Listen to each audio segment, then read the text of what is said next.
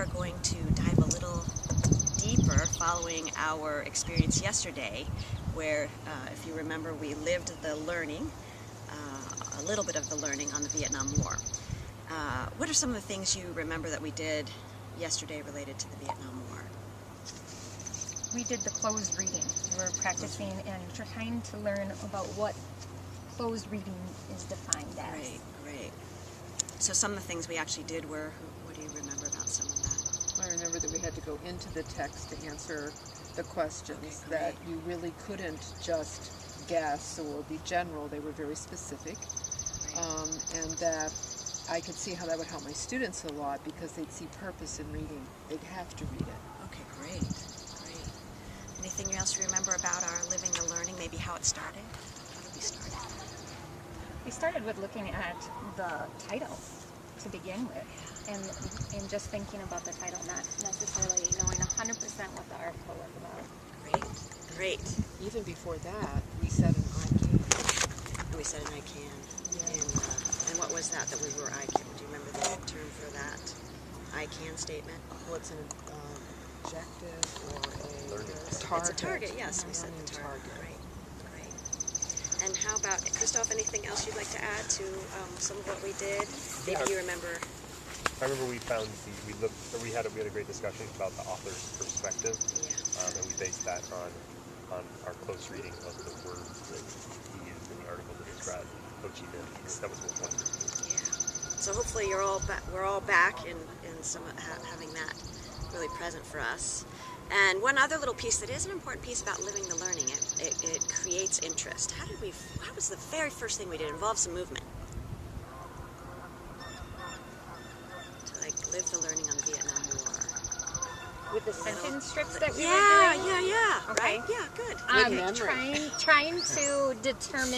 Trying to figure out what it was about. We were making guesses, conjectures about what we thought it might be about. Excellent, right. Which kind of, created a little interest. Interest, curiosity. Yeah, curiosity.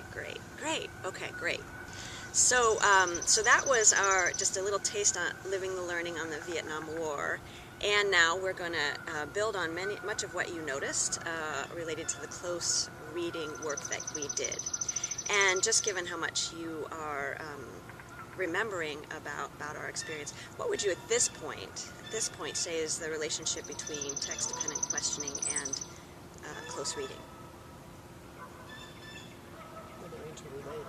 They are interrelated. There is a relationship. You have to have read the text to answer the question. And you learn more from the text by raising the question to answer. Okay, great.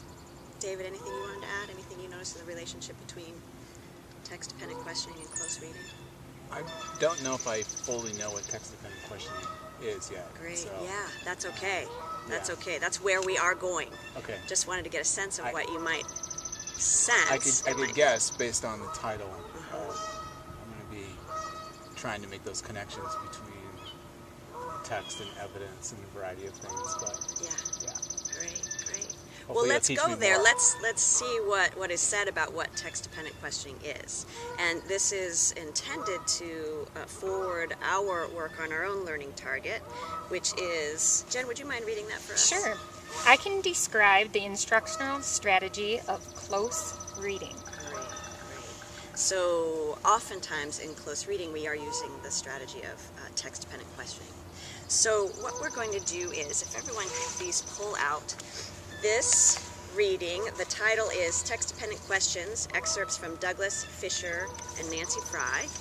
Looks like this. It'll be just before the first yellow paper in section 4. Whoa! nice. Give you a moment. When you have your reading, will you please hold it up for me so I can have a sense of where we are? Okay, great. I'm going to share. Yeah, You're going to share. that Okay, together. great. Thank you. So what I'd like to ask you to do, please, is just skim this. We're actually really going to only allow 5 minutes or so to skim for the main ideas about what text-dependent questioning is and isn't. Okay?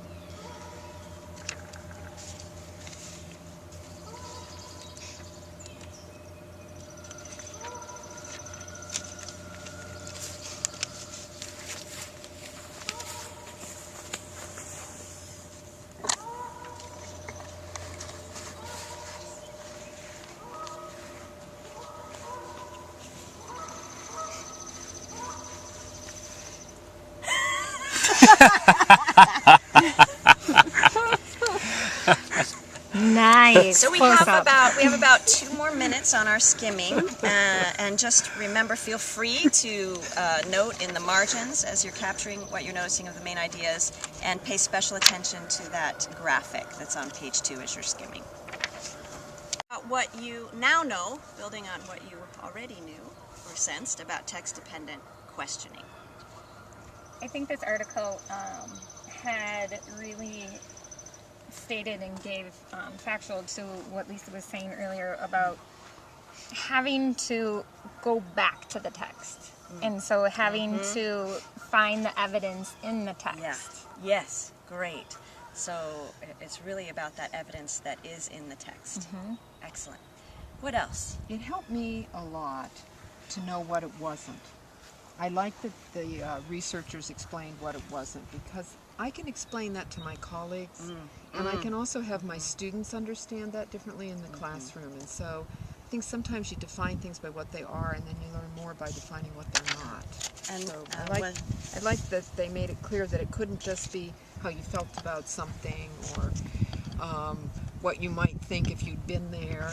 And I like that they also were kind enough to say that that was okay to think that way, but not to confuse that with text-based, test-dependent questions.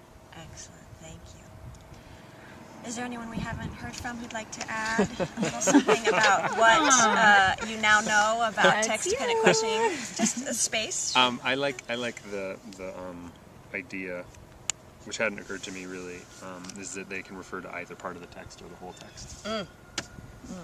Fabulous. Fabulous, thank you. So let's just recap that, being sure we're all taking away from the article some things that will be really helpful for us in our work. This is the best part of having the natural classroom. We have the wind and the song and the sun. So if you take a look at the PowerPoint here, as you can see, you've named much of what is up, right? And if I could just have a volunteer to recap some of the key takeaways here for us on the PowerPoint. The first one says require evidence from the text, which ensures students actually read the text. So that's kind of where I was talking about. Exactly. And then Christoph's is next. Yes. Do you want to Great read it, wisdom in the room. Christoph? Sure. And refer to either part of the text or the whole text. Great. And the third one says require different types of knowledge, general understanding and key details versus inferences and opinions. Yes. Which relates a lot to what you were saying about what it's not, right? And the last The one? last one talks about the sequence to support learning, and I think that kind of brings us a little bit to the graphic that they had, Yes. into what they're kind of looking for with the text-dependent questions. Yes. Great, great. Thank you. And that's a real helpful guide for us when we're in the classroom, either refining our practice of text-dependent questioning as we bring it into close reading, or if we're new to it, as David was. Excellent, thank you. So let's see where we're headed next. We're actually going to return to our lesson graphic organizer yesterday. If you'd like to pull this out, it's the one that has the 5 questions down the first column and is titled Life, Liberty, and Ho Chi Minh. When you have it, if you please hold it up for me so I can be sure we're all on the same page, literally. Okay, great. Go sailing with it. Okay. So now what we're going to do is see if we can identify the different types of text-dependent questions in here, drawing from how the reading explains them. Okay, so if you'd like to take a moment to, let me just double check here what would best serve us in this time we have.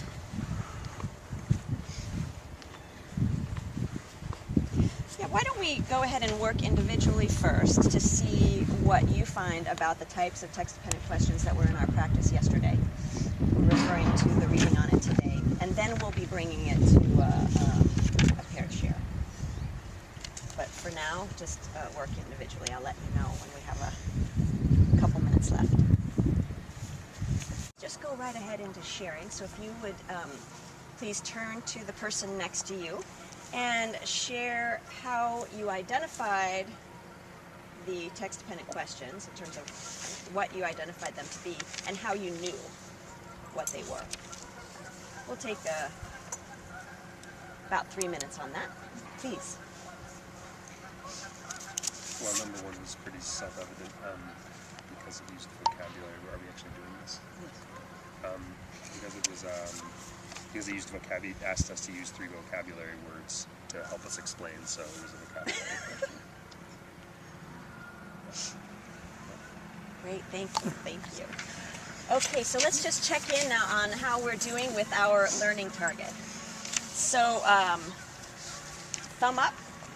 I got it. I got it. Thumb to the side.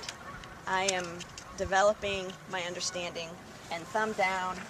I've got lots more learning and thinking to do, just so I can get a sense of where we are. Okay, great, great. Thank you all so much. Thank you. I thought you